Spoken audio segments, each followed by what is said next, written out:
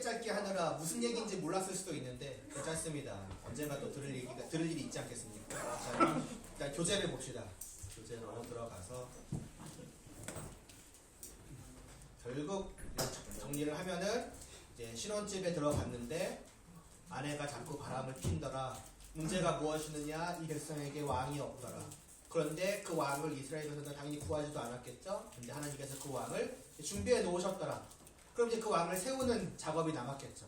그래서 하나님의 나라가 결국 다시 아까 했던 그 말이 비슷한 반복하는데 우여곡절이 많이 있었고 좀 해결되나 싶지만 다시 우여곡절이 있었지만 결국에는 잘 해결이 됐구나가 이제 됐겠죠. 왕이 세워지면은.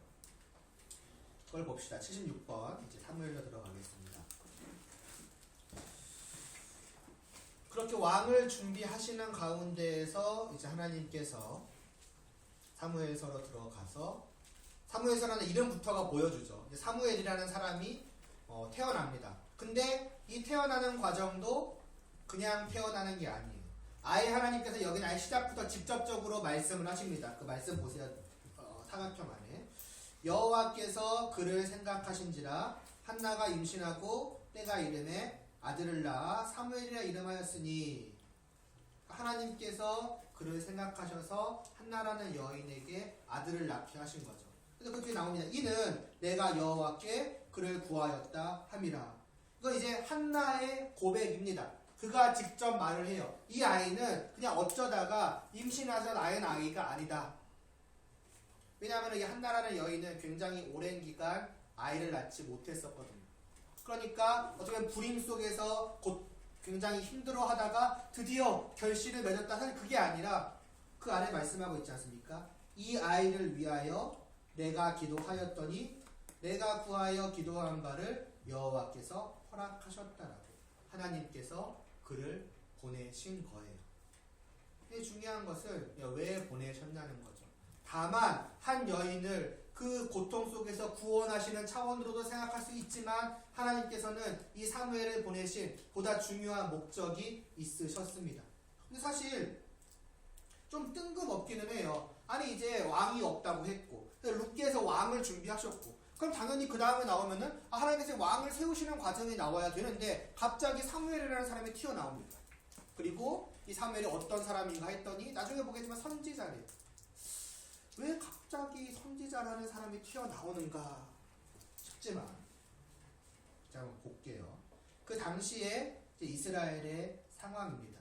그 이스라엘의 상황은 사실은 사사기에서 이어져 갔던 그대로예요. 조금 더 바뀌지 않습니다. 그리고 어떤 의미에서는 훨씬 더 심해져 있어요. 하나님이 없어요. 왕이 없으므로 자기 살고 싶은 대로 바람피며 살아가더라는 그 모습이 훨씬 더 심각해진 것이 그 아래 나옵니다. 이번에 보시면은 이스라엘의 모습이에요. 제사장 엘리의 아들들은 행실이 나빠서 여호와를 알지 못하더라. 다만 백성들만의 문제가 아니라 이 제사장들의 문제도 지금 심각해지고 있음을 보여주고 있죠. 제사장이에요. 엘리 아들들도 똑같이 제사장이에요. 근데 뭐라고 합니까? 하나님을 모른대요. 하나님을 몰라요. 그냥 성경 말씀을 들어본 적이 없어가지고 여호와 하나님이라는 분이 계시다는 걸 모른다던가 그런 거는 아니었겠죠. 제사장인데요. 날마다 하나님의 전에서 하나님께 제사를 드리는 하나님의 그 예물을 관리하는 그런 사람들이었어요. 어떻게 여호와 하나님을 모르겠습니까? 근데 모른대요. 왜 모르는가? 아래 말씀 보세요. 소년들이 진짜 소년 아닙니다. 그냥 젊은이들이에요. 엘리 아들들 말하는 겁니다. 엘리의 아들들의 죄가 여호와 앞에 심히 크면 그들이 여호와의 제사를 멸시하였더라. 하나님께 드리는 제사를 정말 아무것도 아닌 것으로 전혀 중요하지 않은 것으로 생각한 거예요. 그래서 어떻게 보면 이건 하나님의 말씀이에요. 그 안에 하나님께 직접 하신 말씀이에요. 너희 엘리와 다른 제사장을 다 포함해서 하는 말이에요. 너희는 어째서 내가 내 처소에서 명령한 내 재물과 예물을 밟으며 내 아들들을 나보다 더 중히 여기느냐고 하나님께서 직접 하시는 말씀입니다. 다만 몇몇 사람들의 문제가 아니에요. 이 하나님께 제사를 드리는 그 모든 제사장들은 말하자면 하나님의 집에서예요. 하나님이 거하시는 그 하나님의 집에서 하나님께 드려지는 그 하나님의 것을 그냥 아무렇지 않게 짓밟는 거예요. 정말 발로 밟았다는 얘기가 아니겠죠. 하나님의 것으로 생각하지 않았다는 거예요. 자기 하고 싶은 대로 했다는 얘기예요. 심지어 그 제사장 중에서 제일 대표되는 대제사장이라고 할 수 있는 이제 엘리의 아들들이니까 엘리라는 제사장이 있을 거 아니겠어요? 그 엘리는 그런 자기의 아들들을 보고서도 크게 혼내지 않아요. 그러니까 하나님께서 말씀하시는 거예요. 너는 어째서 나보다 너의 아들들을 훨씬 더 귀하게 여기느냐는 거예요. 당연히 아들들 사랑스럽죠. 자녀를 좋아하지 않는 부모가 어디에 있겠습니까? 그러나 그 자녀가 아무리 사랑스럽다고 한들 그 자녀가 하나님보다 더 클 수는 없는 거예요. 그 자녀를 주신 것조차도 하나님이세요. 쉽게 생각해보면요, 자녀는 그들의 마음속에서 이랬고 하나님은 그들의 마음속에서 요거인 거예요. 그러니까 하나님 앞에서 이 자녀들이 하나님의 재물을 아무렇지 않게 여겨도 화가 안 나요. 화나지가 않아요. 왜요? 하나님을 사랑하는 게 없으니까. 물론 그들을 말해줘서 하나님 믿어요. 하나님을 사랑해요. 근데 그 사랑은 겨우 요만해요. 결국 이들에게 있어서 하나님은 요거밖에 되지 않는 분이라는 거예요. 그리고 그 아들들에 있어서는 요만큼조차도 없겠죠. 그러니까 아무렇지 않게 하나님께 드리는 제사를 멸시했겠죠. 짓밟았겠죠. 그게 하나님을 알지 못했다는 거예요. 무슨 느낌인지 아실 것입니다. 하나님에 대한 아무 마음이 없는 거예요. 공경함이 없는 것이고 경외함이 없는 거예요. 왜겠습니까? 하나님을 그런 분으로 알지 못하는 거예요. 이렇게 생각해봐요. 하나님 있기나 해, 첫째로. 있어봐야 뭐 얼마나 대단해? 하나님이 그렇게 커? 내가 마음을 다하고 정중하게 정말 공손하게 정말 이 하나님 앞에 이 하나님의 드리는 제물을 귀하게 여기고 함부로 대하지 않고 이거를 또 제사로까지 하나님한테 올려드리는 그 일들을 내가 해야 되는 거야? 하나님이 뭔데? 쉽게 말하면 이거예요. 이게 하나님을 모르는 거예요. 하나님을 안다라고 하는 것은 그냥 여호와 하나님이라는 분이 계시더라로 끝나는 문제가 아니라 그 하나님이 어떠한 분이신지를 나의 마음으로부터 분명히 깨달아 알고 그래서 그 분의 뭐라고 말할까요? 그냥 어떠하심이라고 할까요? 그분의 그 영광에 그분의 그 존재에 또 그분의 모든 성품에 합당한 마음을 내가 갖는 거예요. 저렇게나 눈부신 분이 계시다니 라고 하는 그 반응이 내 안에 있는 거죠. 쉽게 생각하면. 근데 이들은 하나님이 뭐가 눈부셔? 하나님은 별거 아닌 분이야. 그러니까 내가 하나님 걸 마음대로 해도 뭔 상관이야가 되는 거죠. 그게 누구다? 제사장들이었다. 제사장은 뭐하는 사람들인데요? 하나님과 이스라엘 백성들 사이에서 제사를 드리는 사람이에요. 이 제사가 왜 필요한데요? 무엇보다도 이 백성들이 하나님 앞에 죄를 짓고 죄로 말미암아서 하나님과의 관계가 깨질 때 하나님께서 이미 그것을 알고 계셨어요. 이 백성들이 끊임없이 나에게 죄를 지을 것이라는 것을. 그럼에도 불구하고 하나님께서는 말씀하시는 거예요. 내가 용서하겠다. 그 용서의 방법이 뭐냐? 제사라는 거예요. 제사를 통해서 내가 너희의 모든 죄를 깨끗이 씻어주고 너희와의 그 불화하였던 것을 다 하나님, 다 내가 용서해주고 하지만 아무것도 아무렇지 않은 것처럼 실제로 아무렇지 않게 여기시는 거예요. 용서했다는 거니까 너와의 사랑을 계속해 가겠다는 것이 제사예요. 거기에 맡은 인물, 그 막중한 임무를 맡은 것이 제사를 드리는 제사장들이에요. 그러니까 이 사람들은 어떻게 보면 이스라엘이라는 나라에서 가장 핵심적인 인물인 거예요. 하나님과의 관계를, 말하자면 이들이 하나님과 이 백성들의 관계를 이들이 좋게 만드는 거예요. 그러니까 설령 이 백성들 모두가 하나님을 모르고 하나님을 떠나고 죄를 지을지언정 이들은 언제나 하나님을 바라보고 언제나 하나님을 사랑하고 하나님을 공경하며 이들에 대해서 안타까워하며 하나님 저들이 여전히 하나님을 또 알지 못하니 어떡합니까? 하나님 틈만 나면 저들이 또 하나님을 바람피고 하나님의 집을 떠나버리니 어떡합니까? 이것은 저들을 수십 번을 멸하셔도 마땅한 일이지만은 하나님 그러나 이들을 불쌍히 여겨주시옵소서. 이들에 대한 사랑을 변치 말아 주시옵소서. 그래서 이들과 다시 화해하여 주시옵소서. 제가 그러한 의미로 이것도 하나님이 마련하신 방법이에요. 하나님이 마련하신 이 방법대로 하나님께 제사를 올려드리오니 하나님 받아주시옵소서. 그게 이 사람들이 해야 될 일이에요. 그러니까 말하자면 이스라엘이라는 나라에 있어서의 최후의 보루예요. 이들의 존재가. 이들이 무너져도 이들이 남아있으면은 결국 하나님은 이들과 화평해 가실 거예요. 근데 이들은 뭐 진즉 무너졌고 사실은 이미 오래전부터 그걸 했겠지만은 이 제사장들마저도 하나님을 알지 못하기, 아니 알지 못하는 정도라고 할까요? 하나님을 무시하기, 멸시하기에 이르렀다는 거죠. 그게 이스라엘의 모습이었다는 거예요. 그리고 그런 이스라엘의 그 네모칸 안에 두 번째 보시면 2번이라고 되어 있는 거. 아이 사무엘이 엘리 앞에서 여호와를 섬길 때에는 여호와의 말씀이 희귀하여 흔히 보이지 않았더라. 이스라엘 백성들부터 시작해서 제사장들이 하나님 앞에 그렇게 했다는 거죠. 그리고 그런 이스라엘을 향하여서 하나님께서도 말씀하지 않으셨다는 거예요. 뭘 보여주느냐? 완전히 이 관계는 깨어져 있었다는 거. 말씀이 희귀하였더라. 쉽게 말하면 이거예요. 교회에서 설교가 없었더라는 거예요. 그런가 보다라고 하고 넘어갈 수 있을까요? 한번 잘 생각을 해보세요. 말씀이, 하나님이 우리에게 말씀하지 않으시다라는 것이 어떠한 의미인지, 좀 쉽게 말하면 우리가 하나님의 말씀을 들을 수 없다는 것이 어떤 의미인지 아마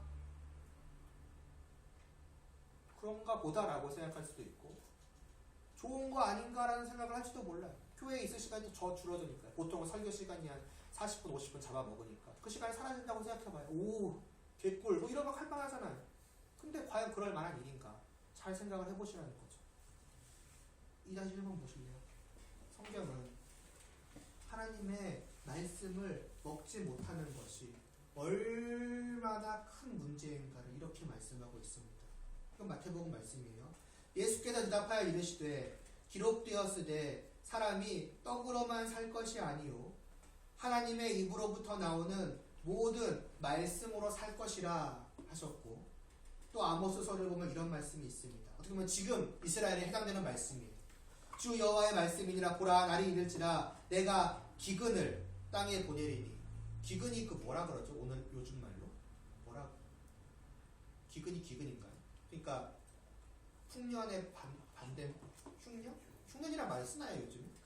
가뭄. 아무튼 그런 거 있잖아요. 근데 그렇게 돼가지고 먹을 것이 없어지는 이제 그런 기근을 보낼 거래요. 땅에 보낼 게 큰 일이죠. 하나님께서 말하자면은 가뭄이 나게 하실 것인가? 근데 이 기근은 따지면 먹을 게 없으니까 굶주리는 거잖아요. 근데 이 기근은 양식이 먹을 것이 없어서 굶주리는 것도 아니고 또 물이 없어서 목말라 죽겠는 것도 아니래요. 아니 기근이라면서요. 뭔 기근인데요? 목말라고 배고프고. 근데 뭐에 대한 것이냐? 여호와의 말씀을 듣지 못하는 기갈이래요. 하나님의 말씀이 없어서 굶주리고 하나님의 말씀이 없어서 그 물을 며칠이고 먹지 못해가지고 목마른 그런 갈증이래요.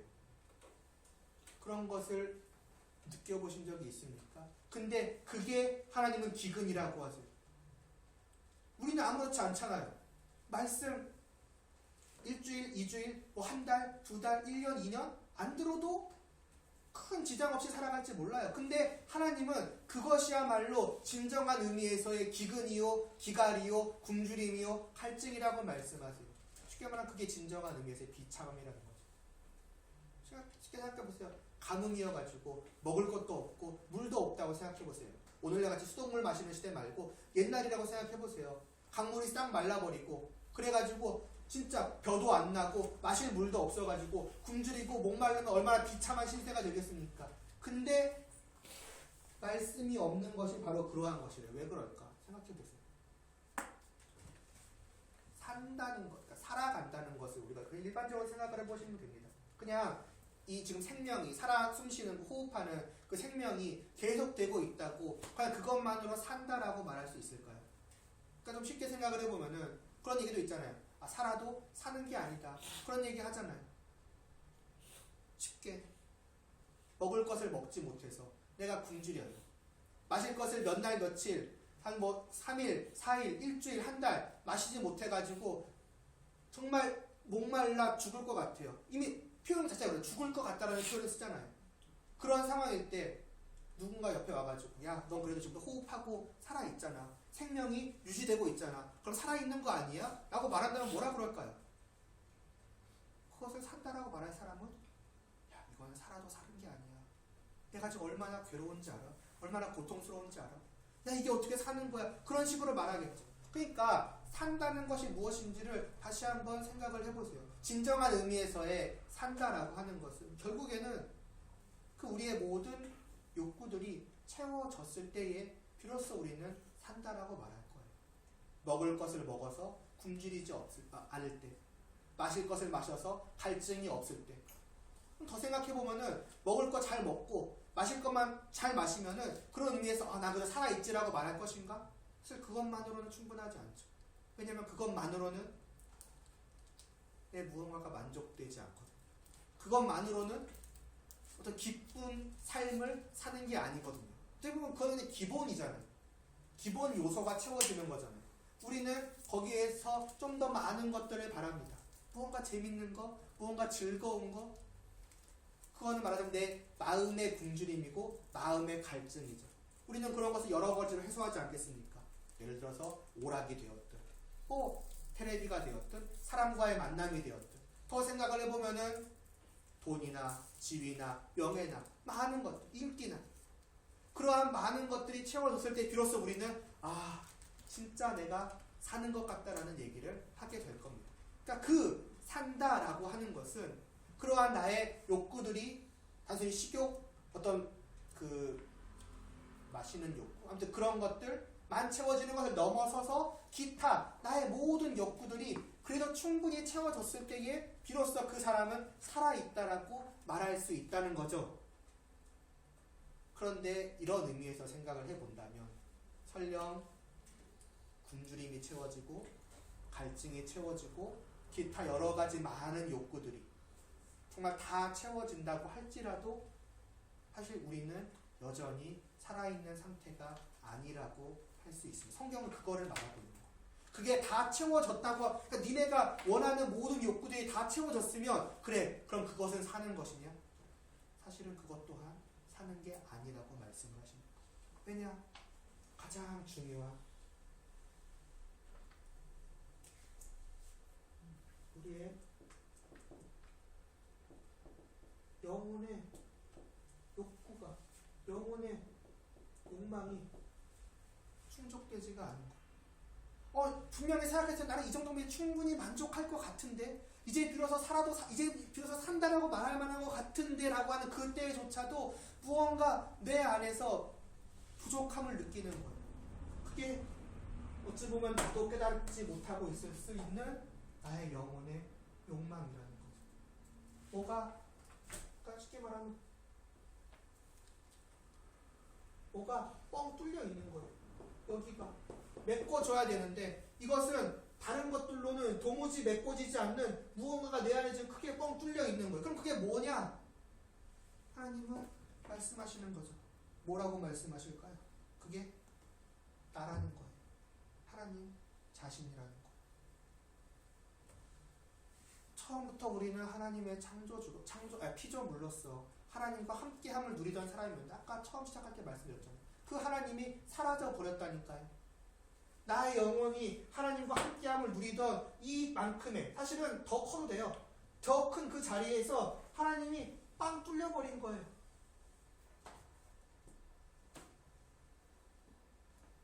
그것을 우리는 다른 무언가로 채워보려고 아무리 하지만은 안 채워진다는 거예요. 너무나 그런 것들은 그냥 보면 보면은 너무나 크지만은 그러나 내 욕구를 채우기에는 한없이 작은 것들이라는 거죠. 결국 모든 사람들은 이런 의미에서는 살아있는 것이 아니라고 할 수가 있는 거예요. 근데 더 큰 비참함은 뭐냐? 자기가 그런 상태라는 것조차도 모른다는 거예요. 왜 내가 만족이 안 되지? 왜 내가 채워지지 않지? 아니면 나 이제 충분히 만족해. 나는 충분히 즐거워. 그냥 그렇게 살아가는 거예요. 실상은 자기의 영혼은 지금 뻥 뚫린 채로 굶어 죽어가고 있는데 말이에요. 그런 사람들 가운데, 그런 모든 사람들 가운데에 성도가 있는 거예요. 하나님의 백성이라는 사람들이 있는 거예요.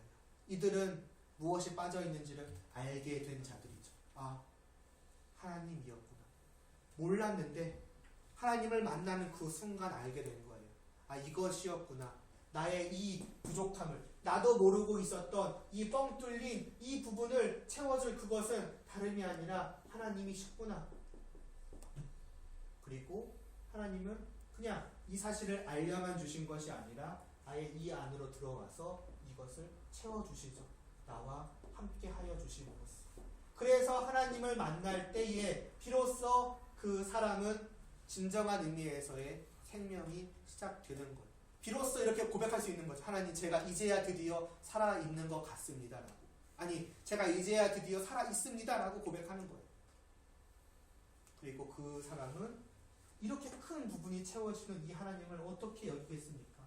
더 말하자면 갈망하는 거예요.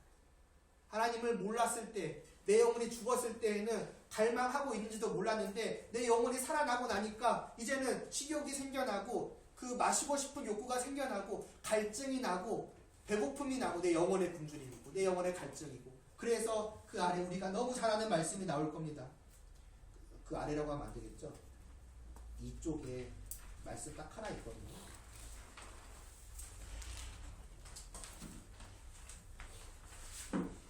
이쪽에 동그라미 3번에 보시면 말씀이 있습니다. 제가 읽을게요. 하나님이여, 사슴이 시냇물을 찾기에 갈급함같이 내 영혼이 주를 찾기에 갈급하나이다. 내 영혼이 하나님, 곧 살아계시는 하나님을 갈망하나니 내가 어느 때에 나아가서 하나님의 얼굴을 배울까? 여러분, 이거 그냥 시적인 표현이라고 생각하지 마세요. 진짜 그 영혼이 살아있는 자의 고백이에요. 우리라고 하면 좀 죄송하죠. 이 하나님을 알지 못했던 사람이 만약에 나라고 한다면은 그 이전에 나는 이런 것을 전혀 느끼지 못했죠. 나 영혼이 굶주린다고? 영혼이 갈증이 나? 영혼이 막 뭐가 굶주려? 말이 안 되는 얘기잖아요. 근데 왜 그러냐? 죽어있기 때문이에요. 반복해서 말씀드리지만 영혼이 죽어있으니까 굶주린다는 생각을 못하는 거예요. 굶주림, 갈증, 그건 살아있는 사람이 느끼는 거죠. 못 느껴요. 근데 신자는 살아났어요.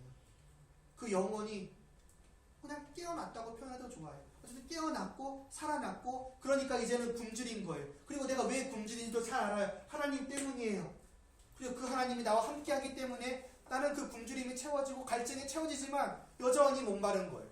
여전히 배고픈 거예요. 하나님, 저는 더 하나님과 함께하기를 원한다고, 더 하나님을 누리기를 원한다고, 더 먹고 더 마시고 계속 배가 고픈 거죠. 나의 그 욕망이 너무 큰 거예요. 그건 좋은 의미로의 욕망이죠.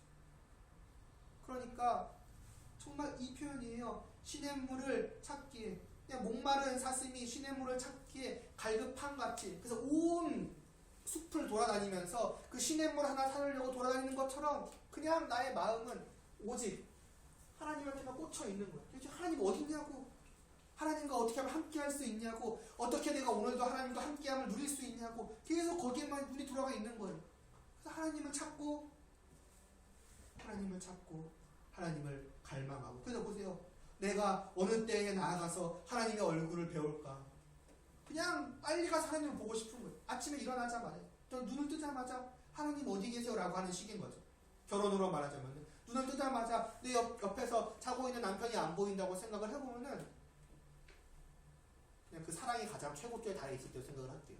하면은 눈 뜨자마자 부르지 않겠어요? 찾지 않겠어요? 얼굴 한 번 더 보고 싶으니까. 그런 느낌이 바로 이 지금 성도의 느낌이라는 거죠. 그럼 그 굶주림 혹은 그 갈망은 무엇으로 채워지느냐는 거예요. 그렇게 하나님을 알게 된 자들. 그 핵심이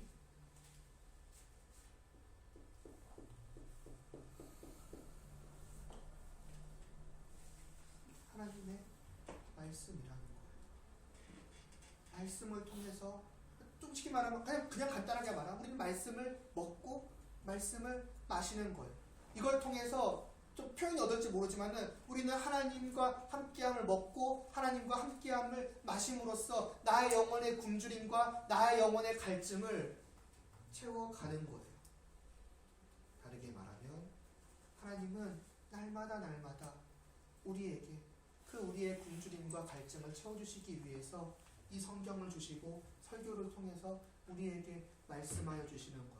그리고 성도는 그 말씀을 마치 시냇물을 그 목말랐던 사슴이 시냇물을 마시는 것처럼 빨리 말씀을 듣기를 주일이 오기를 간절히 바라고 그 주일날 와서도 예배 시간 오자마자 달려오고 그래서 기다리고 준비하고 그냥 입 벌리고 있는 것처럼 그러한 마음으로 말씀을 받아 먹는 거죠.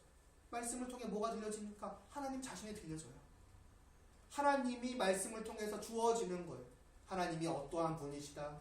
또 나아가서 하나님의 사랑과 은혜도 같이 주어지네요. 하나님이 나를 얼마나 사랑하시는지, 어떻게 사랑하시는지, 나에게 어떠한 은혜를 베푸시는지, 나를 어떻게 다스리시는지, 나를 어떻게 돌보시는지, 이 모든 것들이 말씀을 통해서 주어지고, 그리고 그 말씀은 다만 머리의 지식으로만 들어가지 않죠. 하나님은 그 말씀을 믿음으로 받게 하시잖아요. 그리고 그 믿음이 무엇인지는 이미 여러 번 말씀을 드렸죠. 보이지 않는 것들이 보이게 된다니까요. 안 보이는 것을 마치 눈으로 보는 것처럼 본다는 거예요. 다르게 말하면 손으로 만지는 것처럼 만져지는 거예요. 다르게 말하면 입으로 먹는 것처럼 먹고 마시게 된다는 거예요. 믿음으로 말미암아서 그 말씀을 믿음으로 말미암아서 우리는 그 말씀 안에 담겨져 있는 하나님을 바라보게 되고 말하자면 그거죠. 아침에 일어나서 하나님 보는 거예요.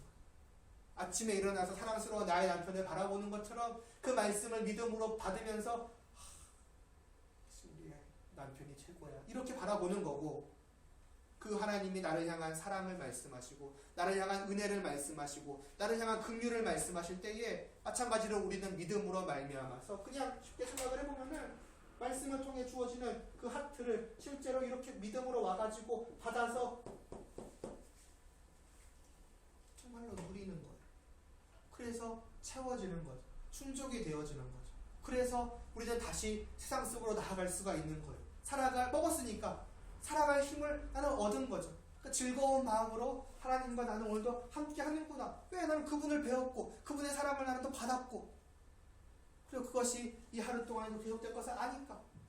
근데 한 번 먹고 끝나지 않잖아요. 또 배고프잖아요. 좀 쉽게 생각하면은 하나님의 그 설교를 통해서 하나님의 말씀을 들은 것에 대한 기억이 우리 안에 언제까지 생생히 남아있으니까. 우리의 연약함은 또 금방 그걸 까먹어요. 그러니까 어느 순간 소화가 다 돼버린다는 거예요. 그러면 또 다시 슬슬 불안해지기 시작하죠. 그 말씀을 듣고 믿었을 때 그렇게 선명하게 보였던 하나님이 그 말씀이 내 머릿속에서 서서히 내 기억 속에서 기억력의 한계로 인해서 서서히 옅어져 갈 때에 같이 흐려져 가는 것처럼 보여요. 참을 수 없죠. 또 갈망하는 거예요. 갈증이 나는 거예요. 그럼 그 갈증, 그 배고픔 뭘로 해소해요? 역시나 하나님의 말씀입니다. 그러니까 또 하나님의 말씀에 다가가는 거예요. 설교 시간이 좀 더 멀었다? 그러면 내가 말씀을 보는 거죠. 그리고 또 설교 시간을 기다리고 그게 되풀이 되고 되풀이 되는 거예요. 그게 하나님의 말씀이 선포된다는 의미예요. 성도에게 있어서 하나님의 말씀이 선포된다는 것은 그런 의미를 가지고 있습니다. 그래서 성도는 말씀을 기다린다는 거예요.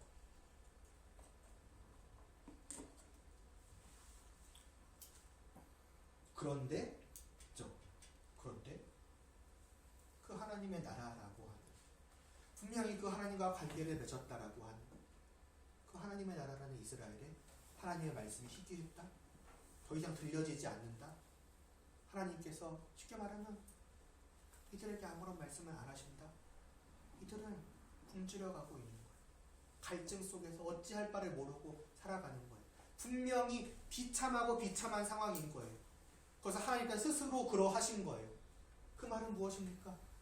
자기를 버린 이 백성들을 향해서 하나님께서 그냥 아예 입을 닫아버리시는 거죠.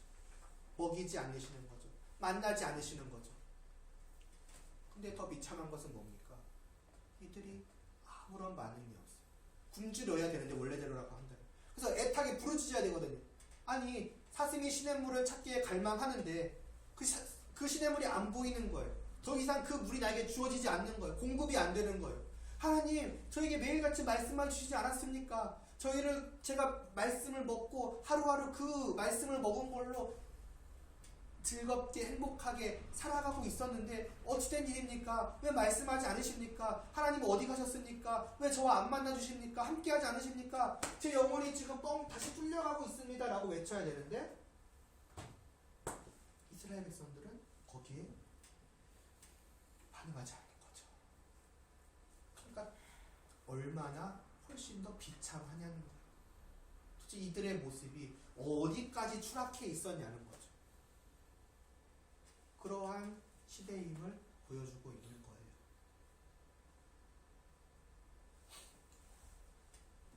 넘어가기 전에 그럼 우리는 어떤지도 한번 생각을 해볼 필요가 있겠죠. 왜냐 이 일이요 이스라엘 나라 밖에서 일어난 일이 아니에요. 오늘날로 말하자면은 교회 밖에서 일어난 일이 아니라는 거예요. 아니 이스라엘 나라 밖이라면 이해가 되죠. 이스라엘 나라 밖은 애시당초 하나님을 모르는 사람들이니까. 교회 밖이라면 이해가 돼요. 교회 밖에 하나님의 말씀이 신기하다? 있는 게 신기해요. 그때 문제는 이 모든 일은 이스라엘 나라 안에서 일어나는 일이라는 거예요. 다시 말해서 교회 안에서 하나님의 백성들이라는 사람들 사이에서 일어나는 일이라는 거예요. 교회 안에 하나님의 말씀이 선포되지 않거나 설교는 있겠죠. 이 사람들이 제사 안 드리고 하지 않았어요. 하나님의 이름을 부르지 않은 게 아니에요. 말했잖아요. 제사장 있었다니까요. 제사도 드렸다니까요. 매일같이 하나님의 이름을 부르고 하나님 앞에 제물을 가져오고 하나님께 제사도 드리고 다 했어요. 그러나 다 했는데 아무것도 안 한 것과 다를 바가 하나도 없었다는 거예요. 오늘날도 마찬가지일 수 있다는 거죠. 교회에 와서 설교도 듣고 예배도 드리고 헌금도 하고 기도도 하고 다 해요. 근데 실제로는 아무것도 하나님과 아무 일도 없을 수도 있다는 거예요. 말씀을 전하는 설교자가 그냥 성경책을 펼쳐놓고 자기 얘기를 할 수도 있고 그건 하나님의 말씀이 아니죠. 근데 그거를 듣는 성도들이라는 사람도 거기에 대해서 아무렇지 않을 수 있어요. 왜 오늘은 하나님의 말씀이 주어지지 않지? 분명히 설교 시간인데 하나님의 말씀이 우리에게 선포되어야 되는데 왜 저분은 자기 얘기만 하고 있지라고 예를 들어 생각할 수가 있어야 되는데 그런 것도 없어요. 그냥 오늘도 설교 시간에 잘 들었다고 끝날 수 있어요. 말씀을 전하는 자도 없고 말씀을 듣는 자도 안 듣는 거예요. 어쩌면 말씀을 선포하는 자는 하나님의 말씀을 선언하고 있는데 다르게 말하면 하나님께서 우리에게 말씀하고 계시는데 그 자리에 앉은 사람들은 무반응일 수 있죠. 말씀을 안 듣는다는 얘기가 아니에요. 그 말씀을 갈망하지도 않고 찾고 구하지도 않고 그래서 갈망하는 마음으로 정말 빨리 먹고 싶다는 어떤 그런 마음으로 말씀을 듣지도 않고 그것을 믿음으로 받지도 않음으로 말미암아서 분명히 30분, 40분, 50분 하나님의 말씀을 들었음에도 불구하고 듣기 전이나 후나 나의 영혼에 아무런 반응이 없을 수도 있어요. 여러분들은 과연 어떠십니까? 사슴이 시냇물을 찾기에 갈급한 같이 나의 영혼이 주님을 찾기에 갈급한 아이다라는 꼭 이것만 이 정도까지가 아니더라도 그래도 무언가 내가 말씀을 먹지 못해서 어딘지 모르게 굶주리는 것 같고 갈증 나는 것 같고 어떻게든 내가 하나님의 말씀을 조금이라도 듣고 싶어하는 어떤 그러한 마음으로 나아오고 있는지 또 그 말씀을 받았을 때 정말 먹는 것처럼 내 영혼이 내 마음이 조금이라도 어떤 반응하는 그러한 것들이 있는지 오늘도 말씀을 통해서 하나님을 배웠사오니 하나님 저는 참으로 만족합니다. 어떤 그런 그 정도까지가 아니더라도 어쨌든 나의 어떤 그 마음에 이만큼의 반응이라도 있는지, 아니면 그냥 찾고 구하지도 않으며 또 들었음에도 불구하고 듣기 전후로 나의 영혼에 아무런 반응도 없는지 우리는 생각해 볼 필요가 있습니다. 그게 진짜 비참한 모습이라는 거예요. 우리는 스스로 그렇게 여기지 않겠지만, 그러나 그게 정말로 비참한 모습이라는 것을 여러분들이 스스로를 통해서 못 보겠다면은 저 이스라엘 백성들을 통해서라도 보세요. 제가 이 창세기부터 지금도 마찬가지겠지만 이 모든 시간을 걸쳐서 여러분들은 끊임없이 한편으로는 하나님을 보고 한편으로는 이스라엘 백성들의 모습을 보아갈 것입니다. 제가 한 가지 바라는 것은 그런 마음이 있었으면 좋겠어요. 진짜 거지 같은 놈들이다라는 그런 마음.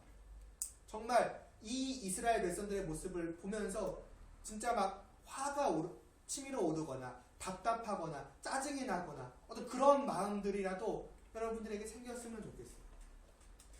그럼 그 마음이, 그러니까 저들의 모습이 내 모습이라는 것을 한 번쯤은 생각해 볼 수 있잖아요.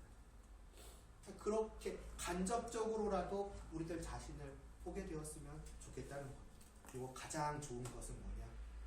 가장 바라는 것은 아예 그런 거 없이 정말 이 시편 몇 편입니까? 42편 1절에 그 고백이 그냥 여러분들한테 그냥 공감되어지는, 맞다고, 진짜 갈급하다고, 나도 똑같은 마음이라고, 그래서 내가 언제 하나님을 빨리 뵙고 싶은데, 나는 빨리 하나님의 말씀을 듣고 싶은데 왜 그 시간이 그렇게 안 오는지 모르겠다는 어떤 그런 마음들, 그것 또한 사실 이 여러분한테 있기를 바랍니다. 그러니까 이스라엘 자손에 대한 짜증은 없어도 돼요. 가장 중요한 것은 짜증이 중요한 게 아니에요. 여러분들이 그 갈급함을 깨달아 아는 거예요.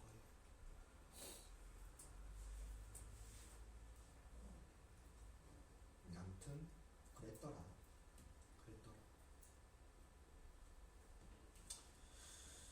자, 3쪽이네요. 3쪽에 그렇게 말씀이 희귀하였던 이 이스라엘에 하나님은 다만 말씀을 희귀하게 하시는 것만으로 끝나지 않습니다. 이제 더 적극적으로 하나님은 하세요. 무서운 말씀이 이어지죠. 네모 보겠습니다. 하나님의 사람이 엘리에게 와서 이제는 찾아옵니다. 하나님이 직접 말씀하세요. 너희는 어찌하여 아까 봤던 그거죠. 내 재물과 예물을 밟으며 내 아들들을 중히 여기며, 심지어는 보세요. 아까 안 읽은 말씀인데 내 백성 이스라엘이 드리는 가장 좋은 것으로 너희들을 살찌게 하느냐. 하나님께 드린 것을 자기를 위한 것으로 쓰는 거예요. 하나님께 드려졌으니 하나님을 위하여야죠. 근데 자기들이 살찐다? 도둑질하는 거예요. 다 가져가서 자기들이, 물론 율법적으로 먹는 게 허용이 되어 있어요. 그것을 금하신 게 아니죠. 중요한 것은 이들은 하나님의 것을 하나님의 것으로 여기는 마음이 없다는 거죠. 아싸, 저들은 이스라엘 백성들이 하나님 앞에 가져온 재물이라고 하는 것들을 오늘도 나한테 먹을 것이 많이 생겼네. 자기들 배 채우기에 급급한 거예요. 오늘날로 따지면 뭐라고 얘기할 수 있을까요? 흔히들 교회를 비난하는 목사나 몇몇 사람들이 그러니까 교회 헌금에 맞자 자기들이 착복하는 거 아니야? 그런 거랑 비슷하다고 할 수 있겠죠. 하나님의 것으로 여겨야 되는데, 그래서 하나님을 위하여서 사용해야 되며 하나님의 뜻대로 사용해야 되는데 그런 마음이 전혀 없는 거예요.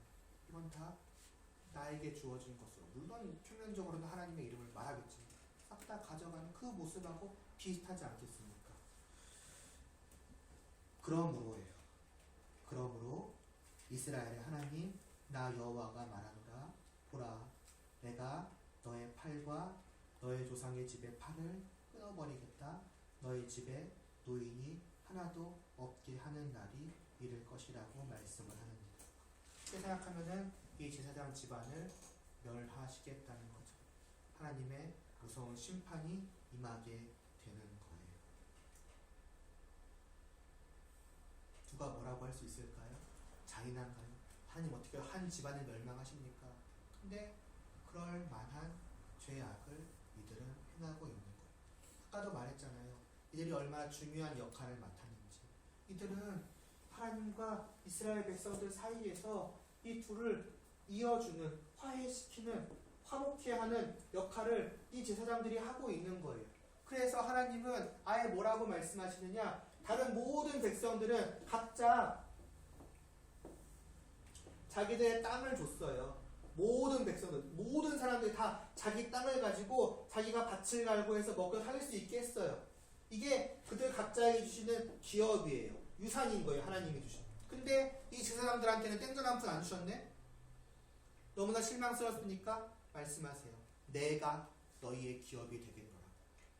이들한테는 이 주신 기업을 통해서 간접적으로 하나님과 함께함을 누리게 하셨더라고요. 좀 쉽게 생각해보면 하나님은 이 제사장들은 특별한 일을 맡긴 만큼 아예 직접적으로 하나님 자신을 주어서 이들과 함께 해 주셨습니다.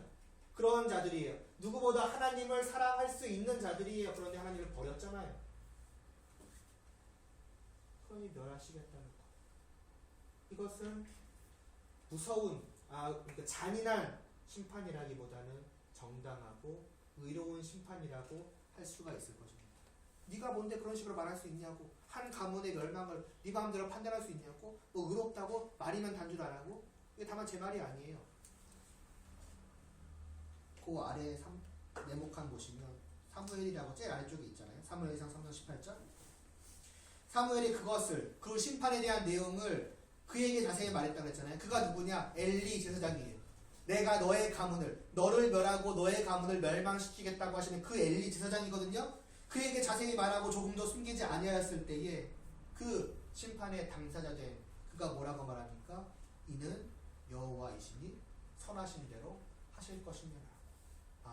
하나님께서 그렇게 정하셨다면 하나님 그것이 선한 것입니다라고 자기가 고백을 해요.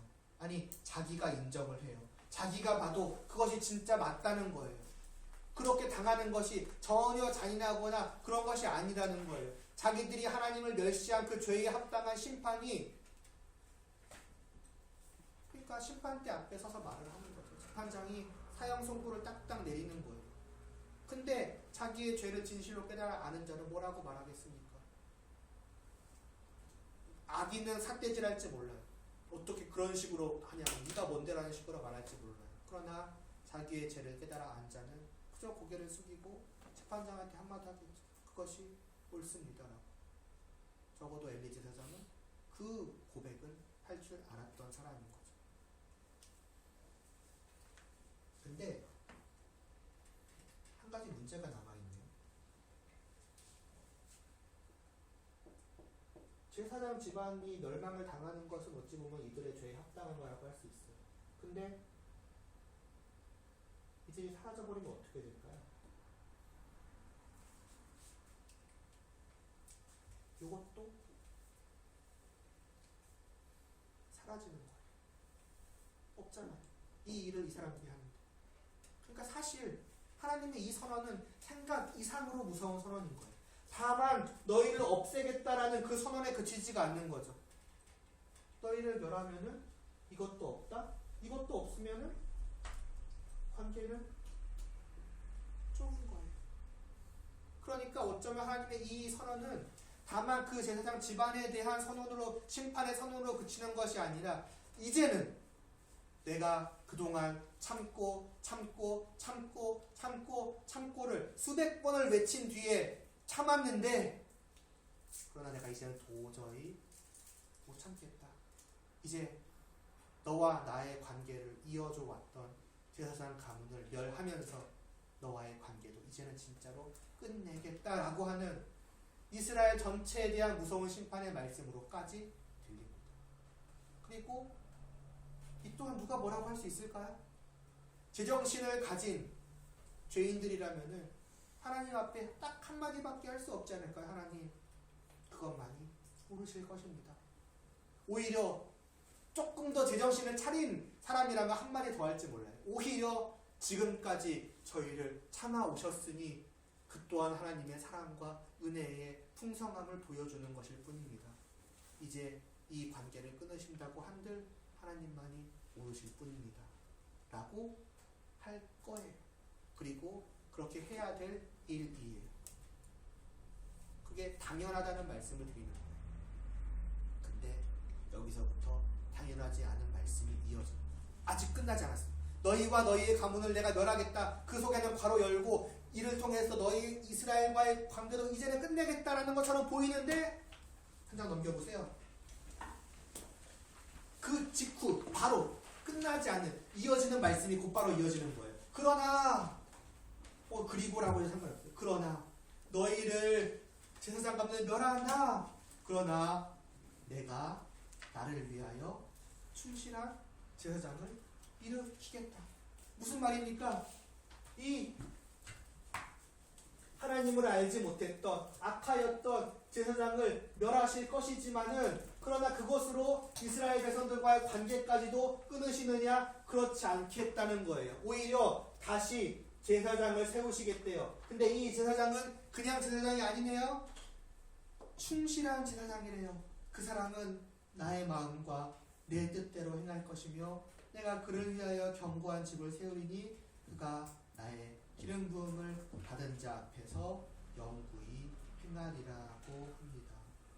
사무엘상 25절 되어 있는 35절이에요. 그건 나중에 고쳐주세요. 2장 35절 말씀입니다. 그러니까 이 제사장은 어떤 제사장이냐? 앞의 제사장과는 다른 거예요. 하나님을 멸시하던 그 제사장이 아니라 정말로 하나님을 알고 하나님을 경외하며 하나님을 사랑하며 하나님께 충성되며 하나님의 뜻대로 하나님을 섬기는 제사장. 그 제사장은 무엇을 하는 제사장이겠습니까? 이 제사장이 하는 일은 하나예요. 하나님과 이 백성들의 관계를 화목케 하는 거예요. 앞에는 제사장이 망할 놈이어가지고 못했죠. 그러니까 하나님께서는 직접 다시 세우시겠대요. 그 말은 결국 무엇입니까? 이 일을 할 수 있는 사람을 다시 보내겠다는 거예요. 그 말은 결국 무엇입니까? 이런 놈들이지만은 그러나 나는 포기하지 않는다는 거죠. 그 관계를 결코 끊지 않겠다는 거예요. 다른 제사장을 다시 보내서라도 나는 너희와 함께 하겠다는 거예요. 근데 이 너희는 지금 어떤 너희예요? 하나님을 바라보고 있지 않아요. 이들은 하나님이 뭐라고 말씀하시는지 관심도 없어요. 아니 하나님의 말씀이 없어도 신경 쓰지 않는 사람들이 아예 그냥 이쪽을 보고 있는 사람들이 하나님 저기 계신데 근데도 하나님은 이들이 듣던 말든 여기서 말씀하시는 저들을 향해서 내가 너희를 믿어. 이 사람이 귀 막고 있어요. 귀 막고 너희를 향해서 내가 새로운 제사장을 보내겠노라.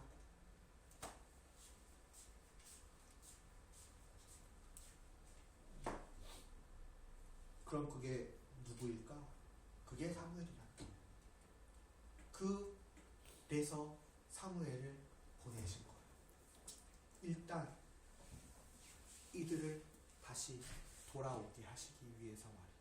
이미 귀 막고 이러고 있는 이들인데 하나님께서 한 사람을 보내셔가지고 손 떼게 하시고 듣게 하시고 돌아서게 하시고 다 하시는 거예요. 하나님 조건이라도 걸 수 있잖아요. 너네가 지금이라도 이 말 정도 한 번쯤 할 수 있잖아요. 야 너네가 지금이라도 내가 이제 제사장까지 멸할 거야. 이거 거의 끝장나자는 신호잖아요. 이거 진짜 끝이야. 하지만 지금이라도 너네가 돌이키기만 한다면 아니면 하다못해 잘못했다는 한마디라도 한다면 아니면 그냥 나를 바라보기만이라도 한다면 나는 충분히 용서해줄 준비가 되어 있다고. 보는 그 순간 내가 바로 새로운 세상을 보내겠다고 할 수 있잖아요. 근데 하나님은 아무것도 조건을 달지 않으시네요. 너네가 어떻게 하면 이렇게라도 하면 아니면 요만큼이라도 한다면 아무 말씀 없어요. 그냥 하나님의 일방적인 선포예요. 내가 충실한 제사장을 보내겠다. 아까 말했던 것처럼 이 사람들은 이러고 있다니까요. 이러고 있는 이들을 향해서 저 뒤에서 말씀하시는 거예요. 내가 보내겠다고. 말씀만 하세요. 보내세요. 그래서 대부분의 사람들, 아니 모든 사람들도 사무엘을 하나님이 보내셨는지도 몰랐을 것이고 하나님이 보내셨다는 것일지도 몰랐을 것이고 사무엘이 왜 태어났는지 무엇 때문에 왔는지도 아무것도 모르고 아니 관심도 두지 않았겠죠. 근데 하나님은 그냥 하고 계시는 혼자.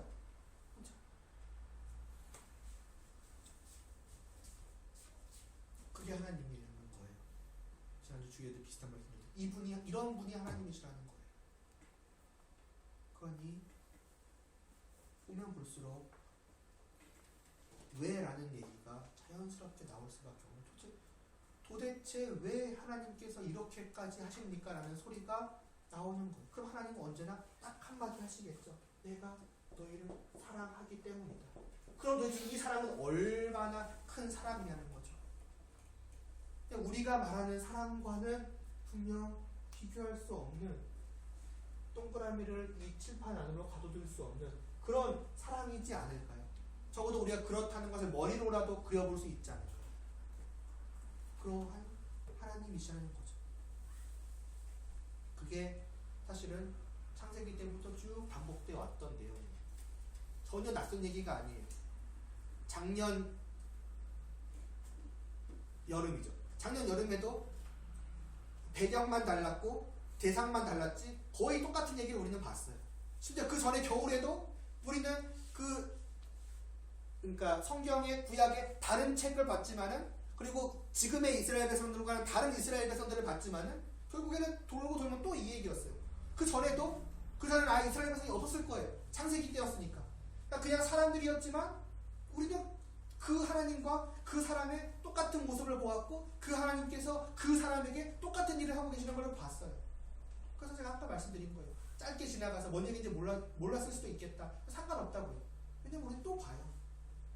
그러니까 지금 다시 한번 보시라는 거예요. 이분이 하나님이세요. 그래서 사무엘을 보내셔요. 그래서 사무엘을 통해서 하나님께서 이 백성들과의 관계를 회복해 가시는 거예요. 재밌죠?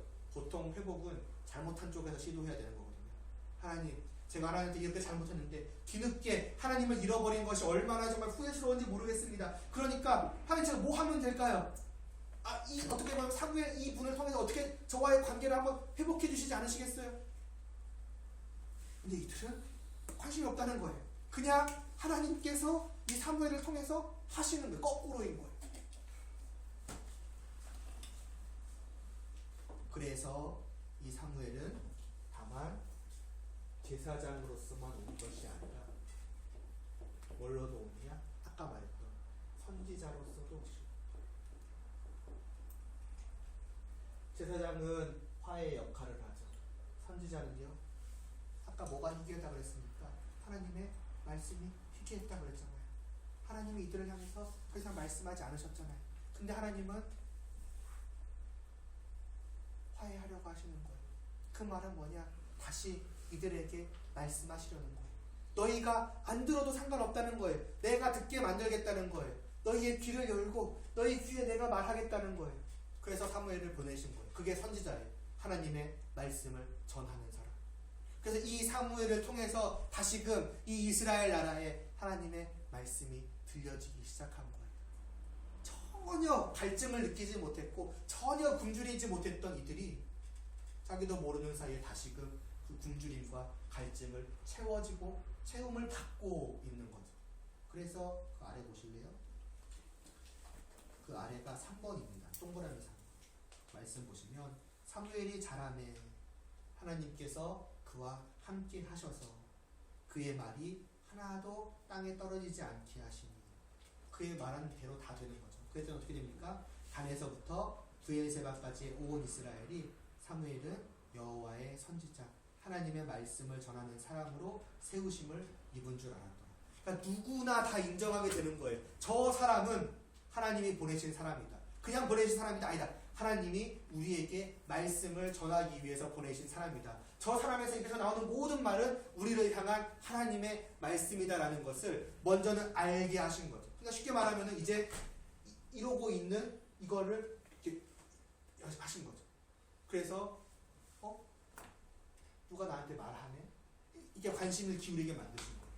그러면서 그 아래 사무엘의 말이 곧 사무엘을 통한 하나님의 말씀이 온 이스라엘에 전파되기 시작한 거예요. 여기까지 이스라엘 백성들이 한 일은 하나도 없어요. 그냥 하나님이 다 하신 거예요.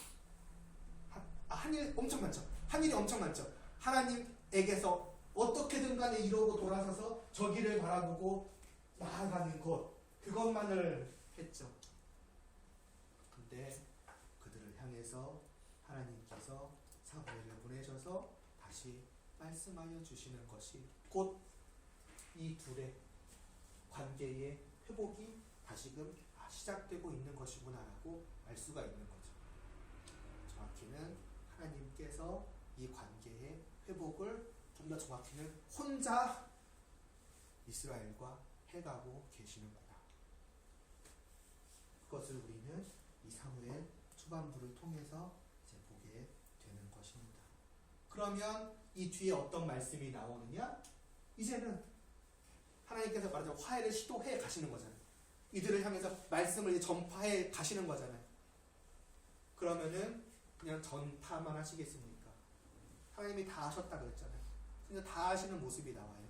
이들을 돌아오게 하시고 그 말씀에 귀를 기울이게 하시고 다시 하나님께로 돌아오게 하시는 그 하나님과의 화해를 실제로 이루어가는 과정이 그 뒤에 이제 나오겠죠. 그것은 내일 우리가 보아가도록 하겠습니다. 조금 기도하는 시간을 가지려고 해요.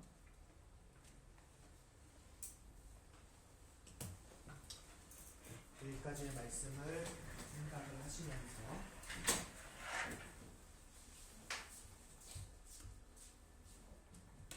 또 여러분들이 나름대로 느끼고 생각하시는 것이 있으면 좋겠습니다. 뭐랄까, 여러분들의 마음속에 무언가의 그 조금이라도 상관없는 그 어떠한 반응들이 작게나마 좀 있었으면 좋겠어요. 그리고 좀 그러한 마음으로 이 시간 가능하다면 온 마음을 담고 온 진심을 다하여서 좀 기도를 하기를 원합니다. 만약에 그러한 것이 안 되더라면은 그것까지도 하나님한테 기도하는 시간도 되기를 바랍니다. 하나님, 이 말씀 앞에 제발 저의 마음이 반응하게 하여 주시옵소서. 왜 이러한 말씀을 들음에도 내 마음에, 내 영혼에 슬픔이 됐든 기쁨이 됐든 또 감격이 됐든 뭐가 됐든 분명히 그러한 것이 있다는 것이 영혼이 살아있다는 것일진데 왜 그러한 것이 없거나 부족한지요. 부디 하나님의 말씀을 먹을 수 있도록 저의 영혼을 살려주시옵소서. 또 이미 그러한 영혼이 살아있는 자는 더욱더 그러할 수 있게 하여 주시옵소서. 가장 먼저는 이것을 위해서 각자의 표현대로 하나님께 기도할 수 있기를 바랍니다. 하나님 아버지, 정말 말씀이 없어서 그 말씀을 들음에도 우리는 굶주릴 수 있고 갈증을 겪을 수 있고 그 밖에다 비참할 수가 있는 것이고, 하나님 아버지, 과연 이 하나님의 말씀 앞에서 저희는 어떠한지, 저는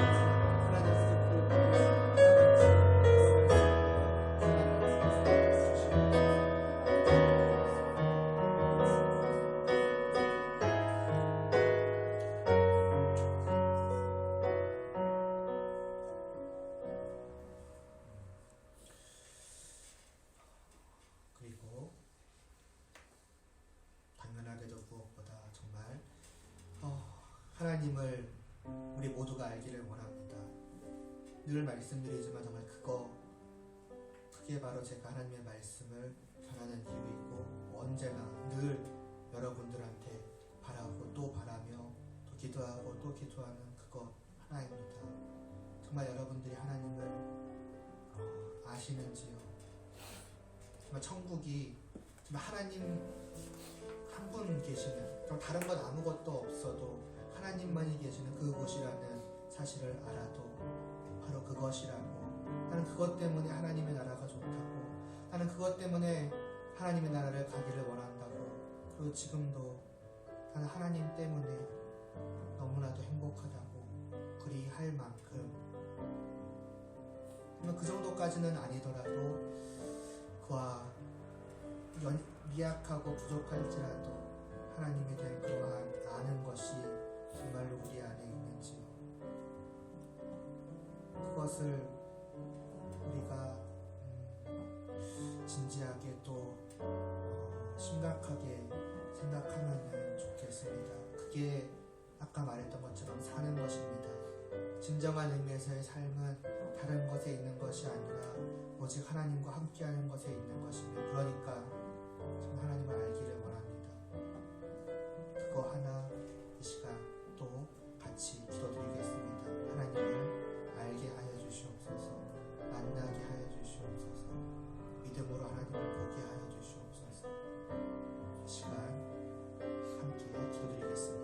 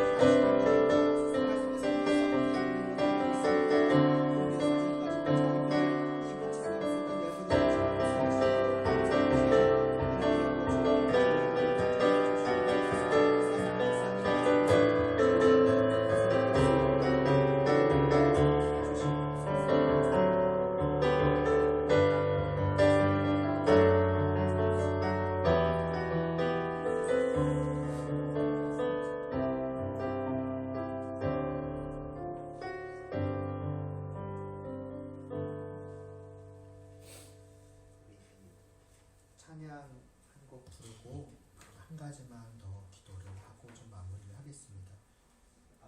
이것이 영어 뒤에 마지막에 찬양드렸던 거거든요. 조금은 아닌데 조금 많이 넘겨보세요. 네, 부탁드릴게요.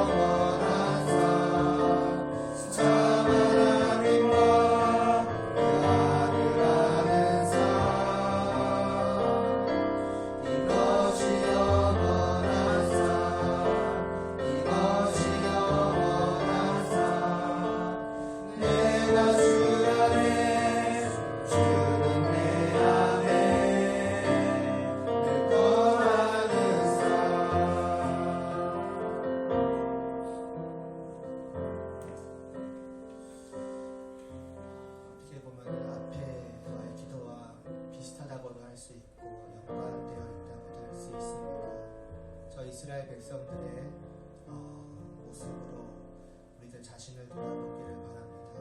저들이 하나님께로 돌아섰고 또 귀도 막고 있고 마음도 닫아버리고 있고 뒤에서 하나님께서 말씀을 하시나 안 하시나 아무 신경도 쓰지 않고 있던 것이 꼭 우리의 모습은 아닌지요.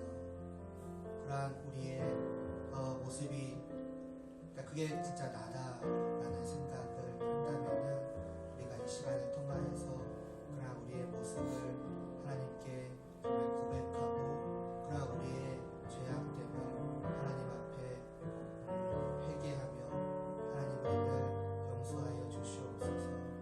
이러한 나의 모든 죄는 깨끗이 용서해 주시고 또 이러한 나를 사랑하여 주시고 함께하여 주시고 화목케 하여 주시옵소서. 마지막으로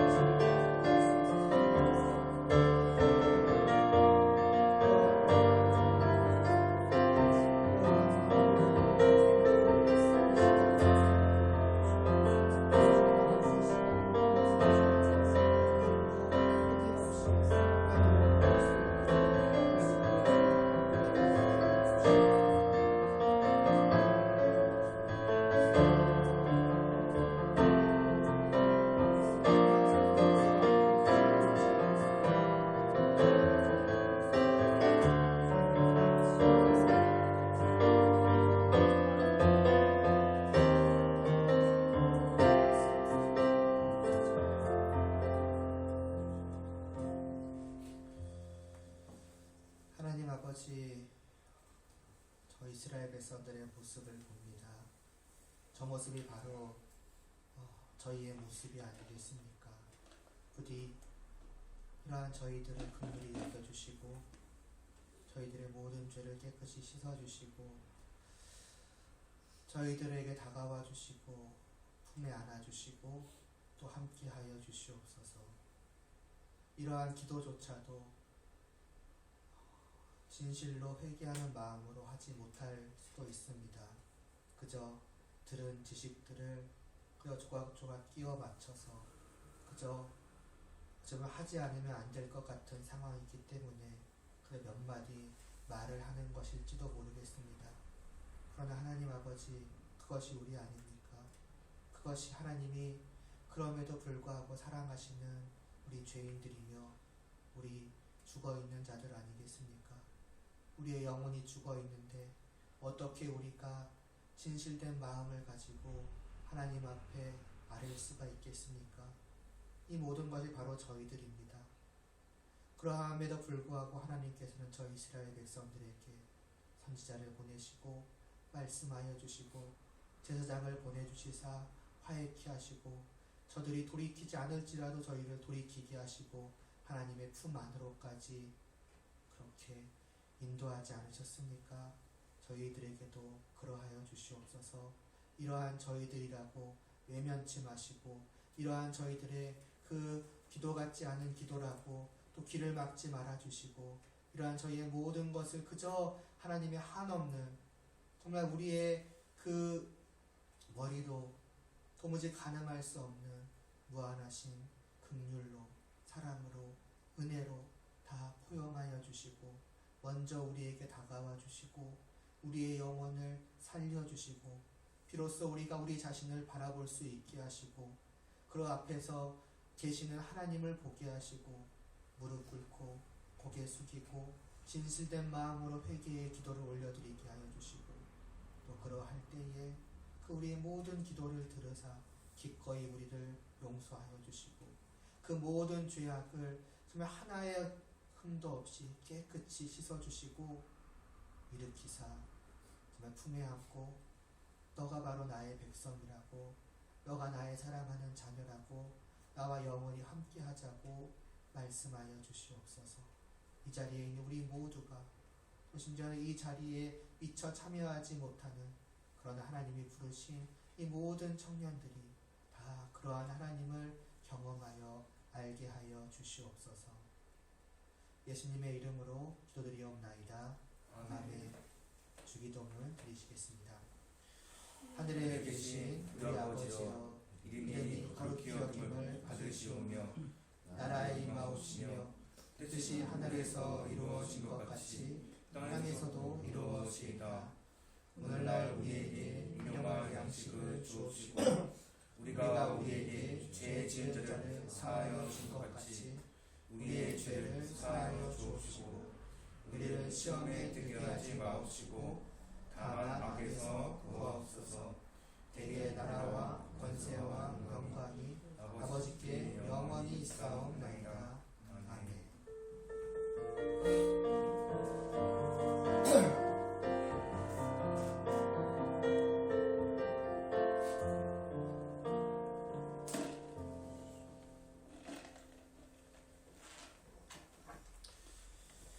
네, 오늘 예배는 이것으로 마치고요. 이후로의 일정은 이제 회장님 나오셔서 말해도 되고 아무튼 진행 조금 해주시고요. 그 다음에 제가 좀 하고 싶은 말은 그 교재에 일단 여러분 이름 쓰세요. 이름을 쓰시고 오늘이 됐든 내일이 됐든 여기를 떠날 때는 그러니까 두고 가세요. 싹 다 두고 가시면 말했잖아요. 제가 뭐 한 달 정도 할 거라고. 그러니까 제가 모아뒀다가 그대로 또 이렇게 와서 그날 가져가실 수 있도록 할 테니까 이름 써서 오늘은 여기다 두시고 이제 그대로 내일 와서 하시면 되니까. 그리고 내일 이제 가실 때에는 가져가시기보다는 그냥 저기 두시면 제가 수거해 놨다가 그대로 또 가져갈 테니까 그렇게 하시고 오늘이 됐든 내일이 됐든 내가 다시는 안 오겠다 하는 분만 가져가세요. 그런 분은 가져가도 됩니다. 네, 그러니까 다시는 안 오겠다라고 하시는 분은 가져가시고 그러나 그냥 이름 쓰셔서 주시면 제가 계속 가져올 테니까 아마 한 달 정도는, 길면 한 달인데 그 안에 끝날 수도 있을 것 같아요. 이 교재로 말씀을 계속해서 나누겠습니다. 그러면 회장님 이후로 어떻게 할지